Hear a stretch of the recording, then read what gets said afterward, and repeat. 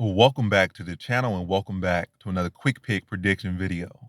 In this video, I'll be predicting the welterweight bout between Randy Brown versus Jared Gooden. And how I see this one right here. I think Jared Gooden looked pretty good in his last fight. Picked him to win that one. A lot of people were sleeping on him, picked him to win that fight. But yeah. Um, Randy Brown versus Jared Gooden. How I see this one. Or Jared Gooden. How I see this one right here between these two. Is I think like I said, I think Gooden's a solid fighter. Definitely, I would want his grappling to get offensively and defense to come up a little bit. I'm not saying it's bad, but I would want it to come up a little bit or a lot of bit for his sake if he wants to stick around the UFC and find more success. Striking wise, I feel like he's still pretty stiff on the feet, but he's getting more fluid with his striking. Still an evolving fighter. But all that being said, I feel like, I mean, Randy Brown is taller, probably much taller man. He's like 6'3", 6'4", and Gooden like 5'11", 6 feet, 6'1", something like that. So he got a good at least 2-3 inches of height over Gooden, got some reach over Gooden as well. The more technical, more fluid striker. And in Randy Brown's case, you don't have to worry about a guy trying to go out there and, muscle him around, take him down. Probably maybe try to muscle around on the feet, try to land the heavy shots and push him back and be that bigger, muscle-bound man and try to just like put his weight on him, try to land bigger shots and just try to put him on the back foot. He has concerns about that, but it's not gonna be a case where he's gonna have his typical fight where he has to worry so much about a guy trying to grapple him.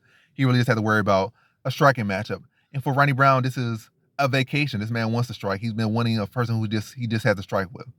And I feel like in grappling, in this case, Randy Brown actually will be the better grappler, or has shown to be the better grappler out there in this fight. So I just feel like Randy Brown is the more polished fighter at this given moment. I would give I will give Gooden a striking advantage. I mean, not striking.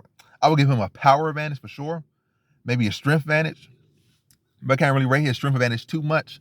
Power advantage, you could rate that a little bit. But I don't think nothing that Randy Brown ain't gonna have gonna have too much issues with it. He's been in there with heavier hitters, in my opinion, more technical strikers, in my opinion, and actually has beaten a couple of them as well. So I feel like against Gooden, it'd probably be a decision type fight. But Gooden, been out there, been a good test for him. But Randy Brown has been ahead on strikes, being sharper, using that reach, and leading the dance. Even though Gooden probably gonna be the one that wants to be walking forward and will be walking forward most of the fight. He'll be walking in the shots. Randy Brown will be circling, landing his shots, misdirection, stepping, fading this way and going the other way, and just chewing more up, probably on the back foot a lot of this fight. Then at times land his combinations, put Gooden on the back foot, then Gooden try to come back on the front foot and with some power shots. But Randy Brown responded well to them, land his shots and never getting off his game and constantly just outstriking Gooden, whether he's on the back foot or front foot, using that length, using that reach, using that speed, being sharper, boing. I said boing, boing, but being sharper and being more snappy with the shots, being longer, landing clean shots, landing more shots, and being a more technical striker. Probably will mix in the takedown here too as well. Maybe like 1 or 2 takedowns, 2 max takedowns on Gooden. Just when they lock up, like when Gooden's trying to crowd his space, probably get a body lock, sneak in a little takedown in there because Randy Brown has been working on it. I don't think it'll be a case where it's going to be a heavy part of the game, but definitely be a little bit mixed up in there. And we'll make this decision clear. Probably, like I said, 2 takedowns max, but I think at least 1 takedown. At least 1, but 2 max takedowns in this fight for Randy Brown.